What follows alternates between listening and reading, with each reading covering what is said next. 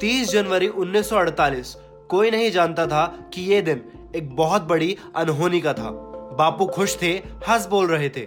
उस रोज बापू ने शाम 4 बजे सरदार पटेल को मिलने के लिए बुलाया था। वो सरदार पटेल से नेहरू के साथ मतभेदों को लेकर बातचीत करना चाहते थे, लेकिन उस मुलाकात से पहले महात्मा गांधी ने अपने जरूरी कामकाज निपटाए। सारे कागजात ले आओ, जहां जहां साइन करने हैं कर देता हूं, पता नहीं बाद में रहूं या ना रहूं। सरदार पटेल तय वक्त पर अपनी बेटी मणिबेन के साथ बिड़ला हाउस पहुंच गए।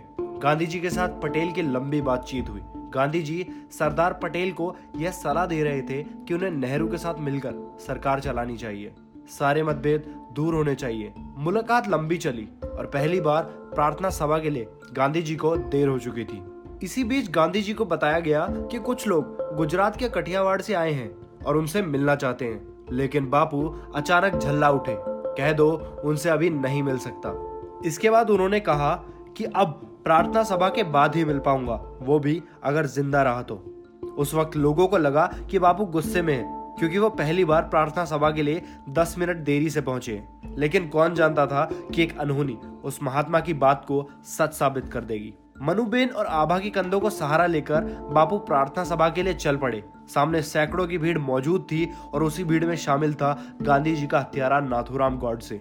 जैसे ही बापू करीब आए, नाथूराम गॉडसे पैर छूने के लिए नीचे झुका और फिर मनुबेन को धक्का देते हुए महात्मा गांधी के सीने पर 3 गोलियां दाग दी। बापू जिस अनहोनी का इशारा पिछले 48 घंटे से कर रहे थे, वो अनहोनी आखिर हो चुकी थी। यूं तो हत्यारा हर जगह पर हत्या करके ज्यादा देर रुकता नहीं और फरार हो जाता है, मगर 30 जनवरी 1948 को नाथूराम गॉडसे ने महात्मा गांधी की गोली मारकर हत्या कर दी। लेकिन नाथूराम गॉडसे घटनास्थल से फरार नहीं हुआ, उसने आत्मसमर्पण कर दिया। नाथूराम गॉडसे समेत 17 अभियुक्तों पर गांधी जी की हत्या का मुकदमा चलाया गया।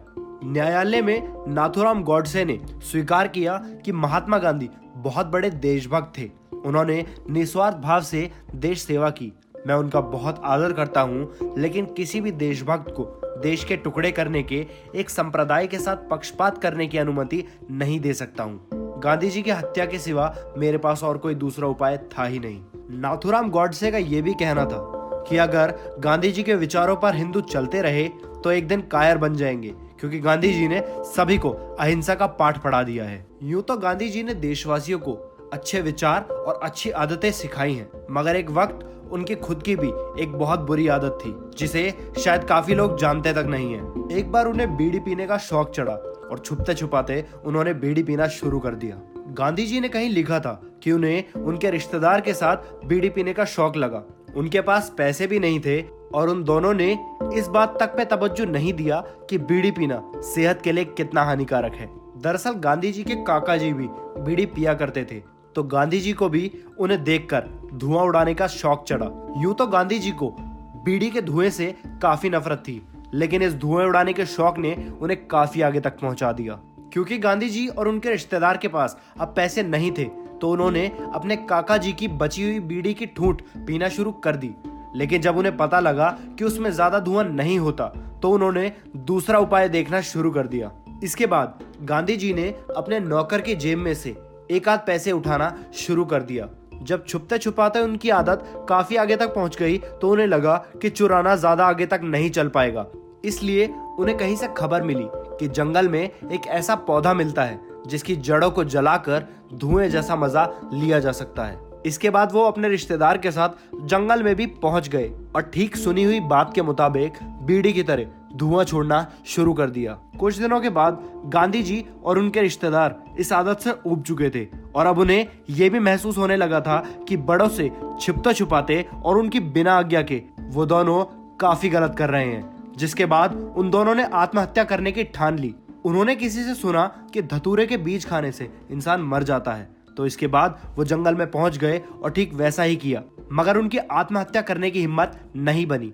जिसके बाद उन्हें एहसास हुआ कि आत्महत्या के बारे में सोचना काफी आसान है, मगर आत्महत्या करना सच में काफी मुश्किल है। इसके बाद उन्होंने सोचा कि उन्हें अपने पिताजी को चिट्ठी में लिखकर सारी बात बता देनी चाहिए। उन्होंने जैसे ही अपने पिताजी को चिट्ठी में लिखकर भेजा तो उनके पिताजी चिट्ठी पढ़कर रोने लगे और साथ ही साथ गांधी जी के भी आंसू निकल गए। गांधी जी कई साल के बाद तक भी इस दृश्य को नहीं भुला पाए थे और उसके बाद उन्होंने एक सीख तो ले ली कि गलती करना इतना गलत नहीं जितना स्वीकार ना करना है। 30 जनवरी 1948 को गांधी जी ने इस दुनिया को अलविदा कह दिया और उसके बाद हर साल 30 जनवरी भारतीय इतिहास का काफी दुखद दिन माना जाता है। गांधी जी की पुण्यतिथि होने की वजह से इस दिन शहीदी दिवस के तौर पर भी मनाया जाता है। इस दिन राष्ट्रपति और प्रधानमंत्री समेत गणमान्य हस्तियां हमारे राष्ट्रपिता यानी गांधी जी को श्रद्धांजलि अर्पित करते हैं। बापू ने सभी देशवासियों को काफी अच्छी सीख दी है, इसलिए हम आपसे भी गुजारिश करते हैं कि 30 जनवरी को 1 मिनट का छोटा सा मौन रखकर हमारे महात्मा गांधी जी को श्रद्धांजलि अर्पित जरूर करें। अगर आपको हमारी वीडियो पसंद आई है तो इसे लाइक करें, वीडियो को शेयर करें और हमारे चैनल कहानी जुबानी को सब्सक्राइब करना बिल्कुल ना भूलें।